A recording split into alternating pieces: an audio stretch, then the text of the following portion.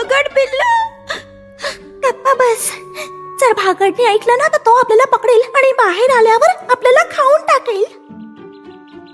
कातू, ते लोक इकडेच येत आहे. भागड त्यांना पळवून लावेल.